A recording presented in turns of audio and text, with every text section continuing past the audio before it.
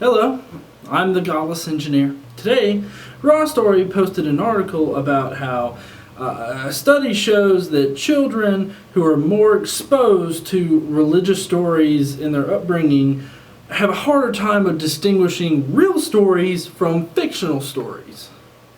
You might be saying to yourself, well, duh. I think you need to think about the ramifications of what this study means and what these facts mean. Because, when you're taught things like people can be made out of dirt and a sneeze, women can be made out of ribs, or a man can survive in a whale for 3 days, or that the entire earth could get flooded with water that couldn't have existed.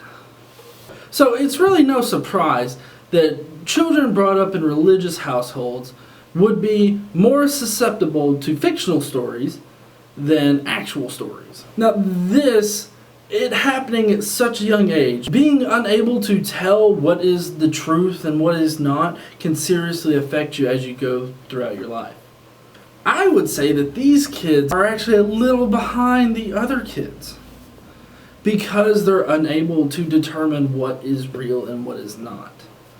So if you've ever wanted a reason to say that childhood indoctrination is child abuse, I would say that this is one of those times. Because by exposing your children at a young age, at a young, impressionable age, to these stories and telling them that they are factual, real, and historical, you are seriously messing up their mental capacity to determine what is real and what is not. When I was growing up, I wasn't exposed to this at such a young age. I really didn't get a lot of exposure to it till the first grade, which is still too young in my opinion, but that's how it happened. I went to a Catholic private school, and in first grade, that's when we started having our religious studies section of the day. Even then, I was able to pick out which stories were bullshit and which stories I really needed to pay attention to. Stuff like, the Good Samaritan story, or when Jesus says, do unto others as you would have them do unto you. Even at that young of an age, I was able to say, hey, this is information that I need. Noah couldn't have fit all these animals on the ark. That doesn't seem right to me.